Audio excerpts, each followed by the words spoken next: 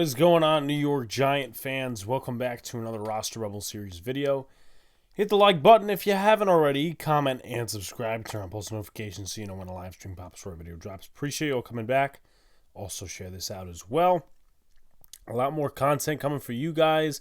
Live streams, videos, stuff like that as we get closer to the regular season. And we'll see what happens with the Yankees. But another Roster Rebel Series video. In these types of videos, I take a player that's on the cusp of being cut. I talk about their background. I talk about their competition. I talk about ways they can get onto the roster, ways they can lose their spot on the roster, and then a prediction at the end. So today's profile is Darren Evans, who is a familiar face because, well, we did an episode on him last year, and he got cut, and now he's back. So, with that being said, let's go into some of the history, preseason stats from last year, before what he did in college, some traits, all that sort of good stuff. So, let's go into his college stuff. He played a few years at a small school by the name of Nicholls State. So, let's get into that. He played there from 2016 to 2019 and then spent 2 more years at LSU. So he played in 1 game in 2016. He played in 10 games in 2017 with 20 tackles, 1 interception, 6 pass deflections, and a fumble recovery. 2018, 13 games, 33 tackles, a tackle for a loss, 2 interceptions, and a fumble recovery. And then 2019, in 14 games, 47 tackles, 2 tackles for a loss, 1 interception, and 15 pass deflections. So it looked like he did well at Nicholls State in the small school area, the atmosphere. So things didn't really translate when he decided to switch over to LSU for 2 years as a senior. First year at LSU, only 3 games, 6 tackles. 2021, 11 games, 27 tackles, 4 pass deflections. Not great in terms of making plays on the ball compared to his days at Nicholls State. So here are some of his traits that fall into play. He's also 25 years old, by the way, so he's an older guy. As you can see through the college resume, he played 6 years in college. He's a solid run defender. Lack of playmaking falls into question. Once again, Nicholls State, it looked like he was a solid player in terms of playmaking.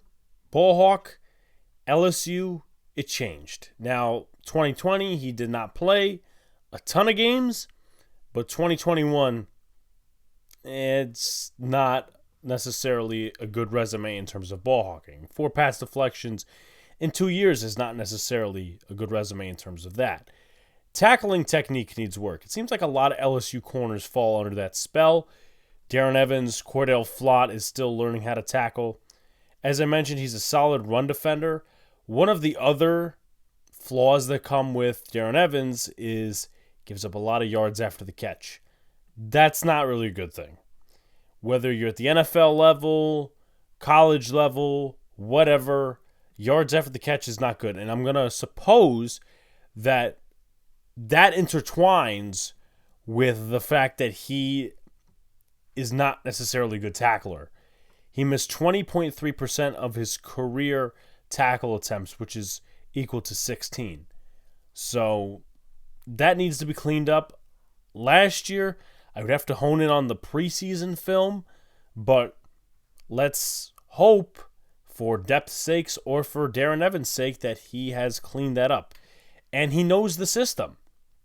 That's going to be one of the things coming into this whole competition is that he knows the system already. So he knows what Wink likes to run and all this sort of stuff. And let's go to last preseason in terms of stats. 3 games, 11 tackles, 2 pass deflections. He had 4 tackles against Cincy. He had 4 tackles against New England. And in college, he gave up 106.8 passer rating, just to briefly go back, which is not a good passer rating. 106.8, 60.2 completion percentage. That's about average. Usually, you don't get guys all 54%, 52%, 49%. They're not Stephon Gilmore's. But 106.8 passer rating, that's concerning. So, competition-wise, who is he facing? It's the cornerback room, so Rodarius Williams, who was here last year, 2021 sixth-round pick, who the Giants really don't like because of the comments last year. And even before then, they just didn't seem inclined to play Rodarius Williams when all the injuries happened. Jamon Green, who's had a decent camp, undrafted free agent out of Michigan. Zion Gilbert, UDFA last year out of FAU. Got a few snaps against the Washington football team, the tie. Nick McLeod, who is trying to go for the corner and safety position.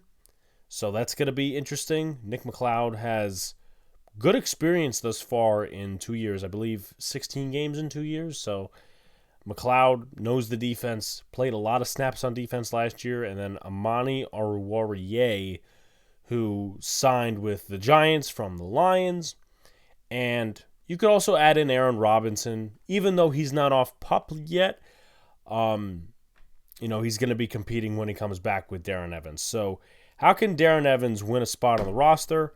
Work on physicality and ball hawk ability, fix tackling technique, and excel in man coverage. I think one of the biggest things is going to be physicality and ball hawk ability. Nicholls State was very different from LSU in terms of storyline. Ton of interceptions, ton of pass deflections. Not the same with LSU. And that's against better competition, which it's only going to get harder at the NFL level. In terms of that, pass deflections, interceptions, that all needs to go into a positive light for Darren Evans. It can't be his disadvantage. Oh, he doesn't make a ton of plays on the ball. The Giants were last in the league last year in interceptions. Now, they were one of the first in turnovers forced. That was because of forced fumbles and stuff like that. But I would like to think that Wink Martindale, Jerome Henderson, and the defensive staff have priorities in place to make sure the defense makes a few more plays on the ball rather than just relying on forced fumbles. And I'm not going to say that Darren Evans is going to make the roster or he's going to make the roster and he's going to be the third corner automatically. No, there's a ton of guys ahead of him. But if they do put him in, they would like to have that reassurance that he can make plays on the ball. So the preseason would be a good time to exhibit that ability. Fixed tackling technique, one of the biggest things too. You need corners that can tackle. Aaron Robinson is one of them. Adoree Jackson tackles fine. I'm sure Deonte Banks does. Trey Hawkins is a very physical guy. Cordell Flott, it's hit or miss with him. But tackling, if you can't tackle, you're not making any NFL team. And it's not even just a corner's sake thing. If you're a defensive player or let alone special teams player, you're likely not making a roster. So that's another thing. Special teams. A lot of guys get on different rosters because of special teams. Excel in man coverage. That's what it's going to be about as well. Probably about lesser of the three evils at this point. But excelling in man coverage. You know the system. So you should be able to excel. He only played with one other team, I think, last year, and he was on the practice squad for the entirety of that. That was the Las Vegas Raiders. How can he lose? Lack of plays on the ball, like at LSU. Lack of presence versus the run. That's going to be one of the other things as well. If he can read and diagnose plays, that could win him a roster spot as long as that tackling technique is fixed. And if his tackling technique is shaky, that's not going to be a positive. It's going to be a negative for him, obviously. And beating man coverage consistently, didn't do great last preseason in terms of that. I think the Pats game, he struggled heavily. Don't remember really what happened against the Bengals. I remember Elijah Griffin wasn't good.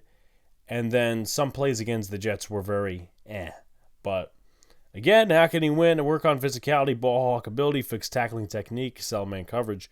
How can he lose? Lack of plays on the ball, lack of presence versus the run tackling technique.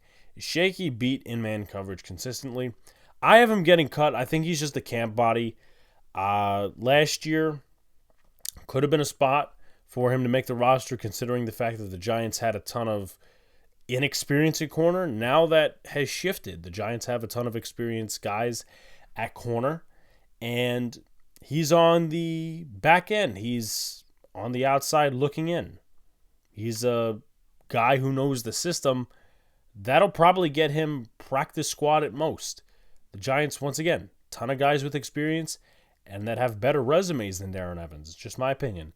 Like, comment, and subscribe. Turn on post notifications so you know when a live stream pops or drops. Pre-show coming back. Peace out, guys. See you later, and stay cool.